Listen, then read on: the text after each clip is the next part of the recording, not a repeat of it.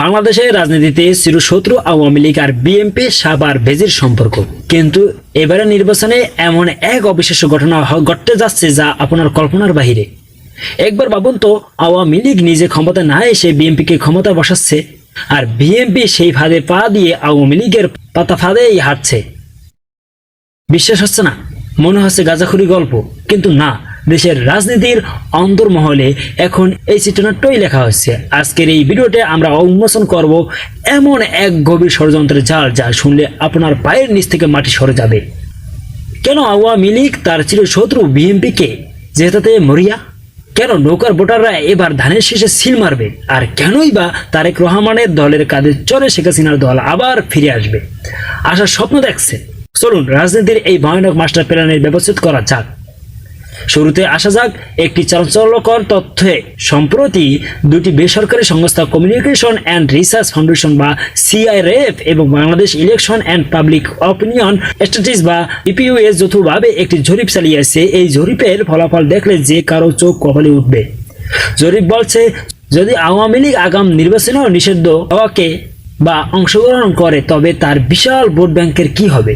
আপনারা হয়তো ভাবছেন তারা ভোট কেন্দ্রে যাবেই না, কিন্তু জরিপ বলছে অন্য কথা। আওয়ামী লীগের প্রায় 48% ভোটার অর্থাৎ 2/1 সমর্থক এখন তাদের ভোট দেবে বিএনপিকে। হ্যাঁ, ঠিকই শুনছেন, 100% আওয়ামী লীগ ভোটার ধানের শীষে ভোট দেবেন। কিন্তু কেন? এত বছরের রেশারেশি ভুলে কেন তারা শত্রুর ঘরের বন্ধু খুঁজছেন? এর উত্তর লুকিয়ে আছে আওয়ামী লীগের সার্ভাল স্ট্র্যাটেজিস বা টিকে থাকার কৌশলে। আওয়ামী লীগ খুব ভালো করেই জানে রাজনীতির মাঠে তাদের আসল ভয় বিএনপি নয়, তাদের আসল ভয় হল জামাতে ইসলাম বা ইসলামী ধারা।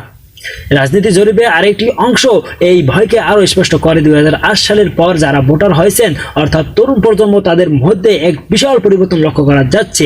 এই তরুণ ভোটারদের 70.4% অর্থাৎ 1/3 বেশি জামাতে ইসলামকে পছন্দ করছেন। 15 বছর শাসন ব্যবস্থা দেখে বিরক্ত এই তরুণরা এই জামাতকে একটি সুশৃঙ্খলা ও শক্তিশালী বিকল্প হিসেবে দেখেছে।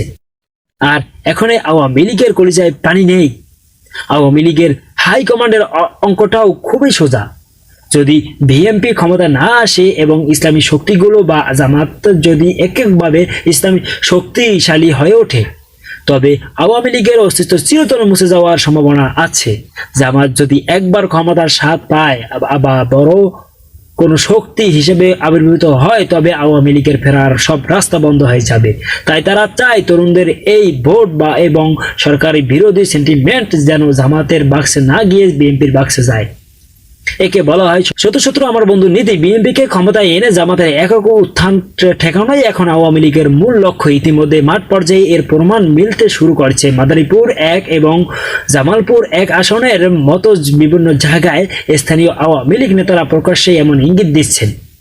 তারা তাদের কর্মীদের সিঙ্গেল দিচ্ছেন, প্রয়োজনে ধানের শীষে ভোট দাও, তবু অন্য কোনো শক্তিকে বাড়তে দিও না। অর্থাৎ নৌকা ডুবে গেলেও সেই যাত্রীরা ধানের শেষের বেলায় শহরের তীরে পৌঁছাতে পারে, সেই বন্দোবস্তই করা হচ্ছে। দর্শক, রাজনীতির এই জটিল সমীকরণের আরো গভীরে আমরা যাব। বিপি নূরের ভূমিকা এবং আন্তর্জাতিক মহলের আসল খেলাটা জানলে আপনি আরো অবাক হবেন। তবে তার আগে একটি ছোট অনুরোধ, যারা এখনো আমার চ্যানেলটি সাবস্ক্রাইব করেননি, এই প্রিয় ভাই চ্যানেলটি অবশ্যই সাবস্ক্রাইব করে বেল আইকনটি চেপে দিন, যেন সত্য ঘটনা এবং উচিত কথা নিয়ে আপনারা সাথে থাকতে পারেন এবং বিশ্লেষণের সাথেই থাকুন। এবার আসা যাক এই নাটকের দ্বিতীয় অঙ্কে। বিএনপি কি এই ফাঁদ বুঝতে পারছেন, নাকি বুঝেও তারা ক্ষমতার লোভে এই ফাঁদে পা দিচ্ছেন? বিশ্লেষকরা মনে করেছেন বিএনপি এই গেম প্ল্যানে এক প্রকার গ্রিন সিগন্যাল দিয়েছে। এর সবচেয়ে বড় উদাহরণ হলো গণ অধিকার পরিষদের নেতা নুরুল হক নূরের সাম্প্রতিক বক্তব্য। পটুয়াখালীর এক জনসভায় তিনি স্পষ্টভাবে বলেছেন, তারেক রহমান যেহেতু বিএনপির দায়িত্ব নিয়েছে, আমিও আওয়ামী লীগের দায়িত্ব নিয়ে নিলাম। নূরের এই কথা কি শুধু কথার কথা? মোটেও না। তিনি পটুয়াখালীতে 3টি আসনে আওয়ামী লীগের সাধারণ ভোটার, কর্মী, সমর্থক এবং সংখ্যালঘুদের অভয় দিচ্ছেন। তিনি বলছেন, গণ অধিকার পরিষদে তাদের নিরাপদ আশ্রয়স্থল। এর মানে কি দাঁড়ায়? এর মানে হলো ছোট ছোট দলগুলো আওয়ামী লীগের ভোটারদের জন্য একটি সেফ ফেজেস বা নিরাপদ করিডর তৈরি করেছে, যাতে তারা এখন বিএনপির জোটে বা ছায়াতলে আশ্রয় নিতে পারে এবং ভবিষ্যতে সময় ও সুযোগ বুঝে আবার নিজেদের ঘরে ফিরতে পারে। কিন্তু এই খেলার পেছনে কি শুধু দেশের দলগুলোই আছে? একদমই না। এর পিছনে রয়েছে আন্তর্জাতিক পরাশক্তিগুলোর ভূ রাজনীতি। বিদেশ প্রভুরা চায় না বাংলাদেশে কোনো কট্টর জাতীয়বাদ এবং ইসলামী শক্তি ক্ষমতায় আসুক। আবার আওয়ামী লীগের ক্ষমতায় থাকা তাদের কাছে অগ্রহণযোগ্য হয়ে পড়েছে, তাই তারা চায় একটি কন্ট্রোলেবল ট্রানজিশন বা নিয়ন্ত্রণ ক্ষমতা হস্তান্তর। আন্তর্জাতিক মহল বিএনপিকে একটি বাফার ও মধ্যবর্তী শক্তি হিসেবে ব্যবহার করতে চাইছে। তারা বিশ্বকে দেখাবে যে বাংলাদেশে গণতন্ত্র ফিরছে, সরকার পরিবর্তন হয়েছে, কিন্তু পর্দার আড়ালে কলকাঠি নাড়বে সেই পুরনো শক্তিগুলোই। আওয়ামী লীগ ক্ষমতার বাইরে থাকলেও তাদের সাজানো আমলাতন্ত্র, ব্যবসায়িক সিন্ডিকেট এবং প্রশাসন বিএনপি সরকারের ভিতরে থেকেই সব নিয়ন্ত্রণ করবে। একে বলা হয় সরকার বদলাবে কিন্তু সিস্টেম বদলাবে না। আওয়ামী লীগ জানে তারা গত ১.৫ দশকে অর্থনীতিকে যে অবস্থায় রেখে গেছে, ব্যাংকগুলো যেভাবে দেউলিয়া হয়েছে এবং দুর্নীতির যে পাহাড় জমেছে তা সামাল দেওয়া বিএনপির পক্ষে অসম্ভব। বিএনপি ক্ষমতায় এসে এই বিশাল অর্থনৈতিক ধ্বংস এবং প্রশাসনিক বিশৃঙ্খলার মুখোমুখি হবে। তখন তারা যদি কঠোর হতে যায়, দলের ভেতরে কোন্দল শুরু হবে, আর যদি ছাড় দেয় তবে জনগণ খেপে যাবে। জরিপে দেখা যায় ৬৭.৩% ভোটার দুর্নীতিকে সবচেয়ে বড় সমস্যা মনে করেন। দ্রব্য মূল্যের ঊর্ধ্বগতি, বিদ্যুৎ সংকট এবং ডলারের অভাব সব মিলিয়ে জনজীবন অতিষ্ঠ। বিএনপি সরকার গঠন করার পর যখন এই সমস্যাগুলোর সমাধান করতে ব্যর্থ হবে, তখন জনগণের মোহভঙ্গ হতে সময় লাগবে না মোটেও। মানুষ তখন হতাশ হয়ে বলবে এর চেয়ে আগের সরকারই ভালো ছিল, আর ঠিকই এই মুহূর্তের জন্যই অপেক্ষা করবে আওয়ামী লীগ। তারা তখন নতুন রূপে নতুন প্রতিশ্রুতি নিয়ে জনগণের সামনে হাজির হবে। তারা বলবে আমরাই কেবল পারি উন্নয়ন দিতে, আমরাই পারি স্থিতিশীলতা দিতে।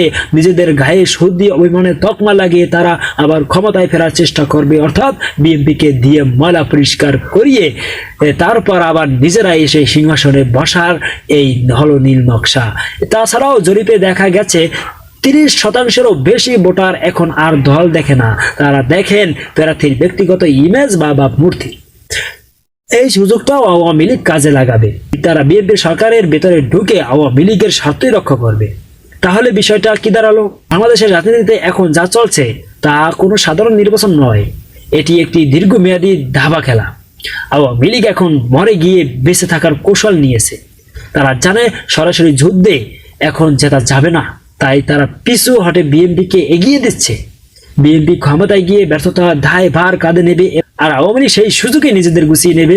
এই পুরো প্রক্রিয়ায় জনগণ আসলে কি পাচ্ছে? জনগণ ভাবছে তারা ভোটের মাধ্যমে পরিবর্তন আনছে, কিন্তু আসলে তারা কি একটি মিউজিক্যাল চেয়ারের গেমের দর্শক মাত্র। যে দলই ক্ষমতায় আসুক, আসল চাবিকাঠি থেকে যাচ্ছে শুধু সুবিধাভোগী আমলা, ব্যবসায়ী এবং বিদেশি শক্তির হাতে। গণতন্ত্রের নামে এই যে নাটক মঞ্চ হতে যাচ্ছে, তার শেষ দৃশ্য কি হবে তা কেবল সময় বলে দেবে। তবে একটা কথা নিশ্চয়ই, রাজনীতির এই খেলায় সাধারণ মানুষ সব সময়ের মতোই বলির পাঠা। আপনার কি মনে হয়, বিএনপি কি পারবে আওয়ামী লীগের এই পাতাভাত এড়িয়ে দেশ চালাতে, নাকি আওয়ামী লীগের এই মাস্টার প্ল্যান সফল হবে? আপনার মতামত অবশ্যই আবার কমেন্ট বক্সে জানান। দর্শক, আজকের বিশ্লেষণ যদি আপনার ভাবনা জগতে নাড়া দিয়ে থাকে তবে ভিডিওটি একটি লাইক দিন এবং বন্ধুদের সাথে শেয়ার করুন। বাংলাদেশের রাজনীতির এমন সব অজানা গল্প এবং গভীর বিশ্লেষণ সবার আগে পেতে আমার চ্যানেল প্রিয় ভাই এই চ্যানেলটি এখনই সাবস্ক্রাইব করুন। দেখা হচ্ছে পরের ভিডিওতে কোনো চাঞ্চল্যকর তথ্য নিয়ে। সেই পর্যন্ত ভালো থাকুন, সুস্থ থাকুন, ধন্যবাদ।